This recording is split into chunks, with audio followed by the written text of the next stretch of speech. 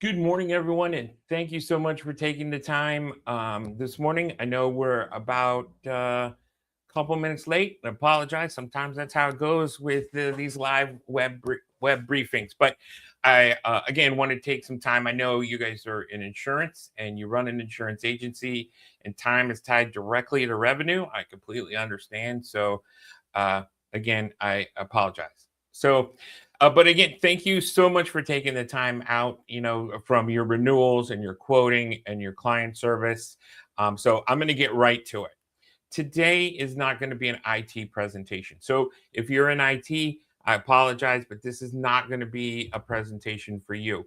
Today is not a fear-driven cybersecurity session. Today, we're going to have a leadership conversation about protecting value inside your agency, enterprise value. Because whether or not you like it, AI and cybersecurity now sit directly in the lane of revenue stability, regulatory exposure, carrier trust, and long term valuation. If you own, operate, or oversee an insurance agency, this affects you, not theoretically, but operationally. So here's what we're going to walk through today: what's actually happening with AI inside the insurance industry right now, what you truly control as agency leaders, where the biggest opportunity is hiding, what doing nothing quietly costs you, and how to turn this risk conversation into a growth conversation. Now, at the executive level, this matters for one reason: technology risk is now enterprise risk. It affects EBITDA, it affects carrier relationships, it affects your E&O exposure, and it affects what your agency is worth when someone evaluates it for acquisition. AI is the most disruptive force in the insurance industry, and it's one of the most disruptive forces we have seen since online quoting came around. And we still have some companies that haven't even caught up to online quoting, right? But not because it's flashy, but because it accelerates everything. It accelerates underwriting analysis, it accelerates claims processing, it accelerates marketing automation, and it accelerates communication. And unfortunately, it also accelerates fraud and attacks. The why here is important. Insurance runs on information flow. Policies, endorsements, certificates, renewals, claim notes. Your entire operation depends on digital systems moving accurately and quickly. And when speed increases in a dependent system, both efficiency and vulnerability increase. If leadership doesn't intentionally govern that speed, the agency absorbs that risk by default. Now, cyber attacks are not slowing down, and AI is making them so much easier. We've already seen AI generated phishing emails impersonating carriers. We've been seeing those for years. But now we're seeing voice cloned clients requesting wire changes. We've seen fake certificates generated with frightening accuracy. In 2024, several regional agencies were hit with ransomware that froze AMS platforms for days. No quoting, no endorsements, no access to policy files. Now, why does that matter to you? Well, most people think I'm on Applied or I'm on Vertifor or I'm on AMS, right? And I don't have to worry about any of that. But it does. It matters to you. Business insurance operations are predictable.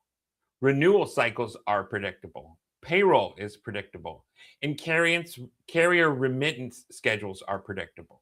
But predictability makes you targetable. If you don't think that a foreign actor is going to sit in your email until you get a big insurance remittance, you are sadly mistaken. But this isn't about panic. It's about understanding initiatives and aligning your protection accordingly. So the leadership question here becomes, are you ready? Not tool ready, not strategy ready. Is your agency management system, if TAM went down, if Epic went down, if Vertifor went down, would you know what the protocol is? Do your CSRs know what the protocol is? If a CSR receives a convincing email from what appears to be a carrier partner requesting credential verification, is there a discipline in place? If client data is exposed through a third-party vendor, who's going to lead that response? And for simply because insurance is a trust business. Confusion spreads fast, but reputation damage spreads so much faster. Executive clarity can shorten that chaos. The lack of clarity multiplies it. Now, if you store client financial data, process ACH payments, or transmit policy information, you are on the radar. Guess what? Insurance agencies do all three. You integrate with carriers, you have comparative raters, you have CRM systems, you have document management platforms, you have marketing automation tools, and you have accounting software. And here's where many leaders miss the mark. Most breaches now originate through third-party vendors. So while you may feel secure internally, but if a marketing platform, quoting tool, or document storage vendor has a weak control, you inherit those weaknesses. We all know there's quoting tools that pop up every week, and they're always small and they're always ready to integrate into our agency management systems. But do we know what their third-party controls are? At the executive level, vendor oversight is no longer an administrative function. It is a risk governance function, and that has to come from the top. At the same time, if you're not thinking about how to use AI to outpace your competitors, you are already behind. Large brokerages are using AI to pre-fill applications, analyze loss runs, predict churn risk, and automate follow-up sequences.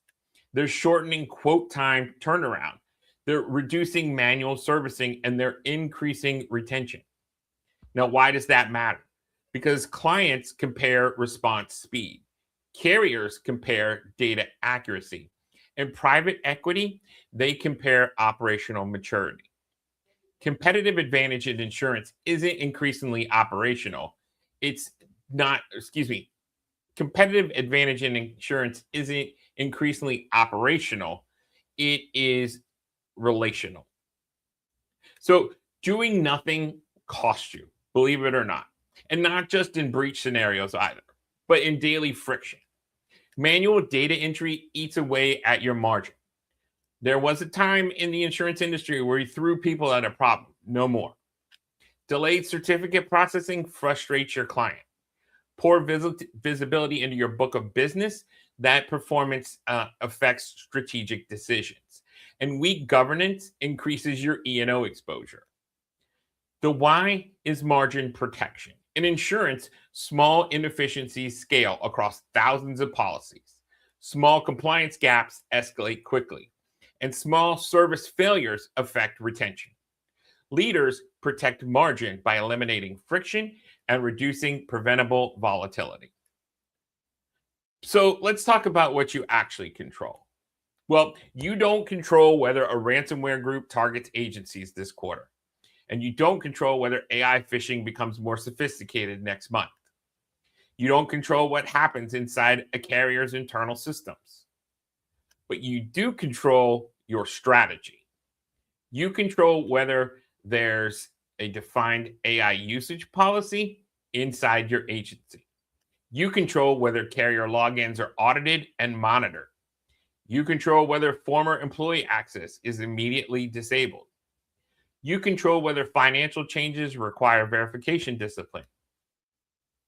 And this is for accountability. Regulators, carriers, and buyers evaluate whether leadership exercise reasonable oversight. And oversight is defensible. Neglect is not. But you also control how proactive you are and who you trust as your AI and cyber strategy partner. Proactive posture reduces dwell time. And that's the gap between exposure and detection. And that gap determines whether an issue becomes a quiet correction or a public incident. At the executive level, proactive governance communicates seriousness to carriers, clients, and potential buyers. So again, I told you this was not a tech conversation. This is a growth conversation. AI can reduce servicing costs per policy. It can accelerate quote response time. And it can identify cross sell opportunities across your entire book. We're always in the insurance industry talking about rounding out our book. It can flag retention risks before renewals even come up. And for modern operations, this is signal strength, right? Organized systems attract producers, stable infrastructure attacks acquisition interests, right? These are all things in the insurance industry that are very important to us. So leverage AI as your strategic edge.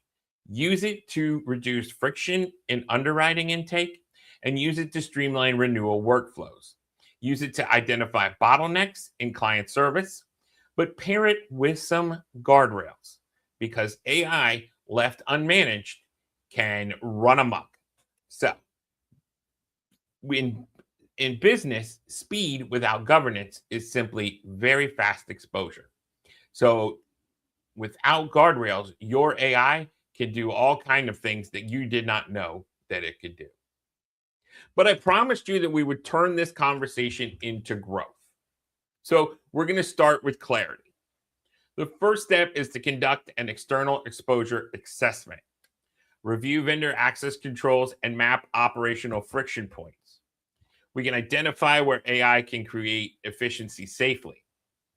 Because growth doesn't require 20 initiatives, it requires a handful of disciplined decisions executed consistently. So when you reduce your exposure and you reduce friction simultaneously, you stabilize revenue and protect your reputation. Stability builds trust. Trust improves retention, and retention improves valuation.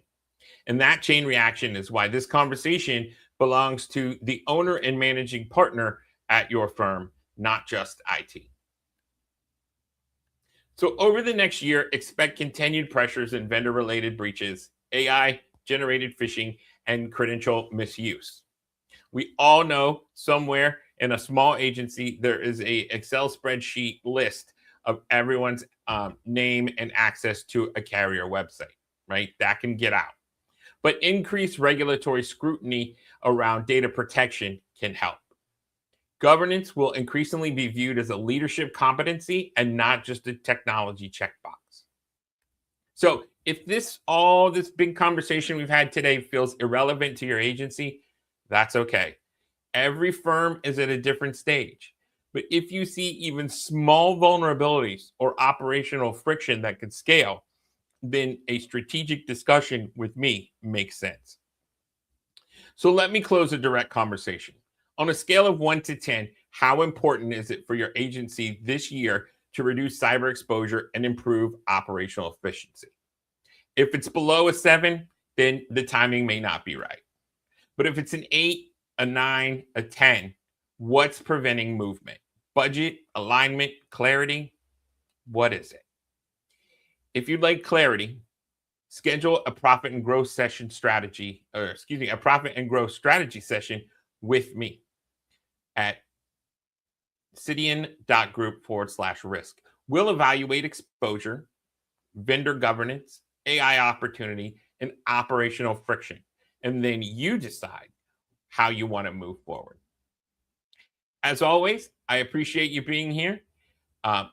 Again, you can reach out to me at cidian.group/risk, schedule a profit and growth session strategy, or you can give us a call at 904-907-8501. As always, again, I appreciate you being here. Be absolutely kind to each other. And thanks for joining me at Cidian Group, where we are always on and always ahead.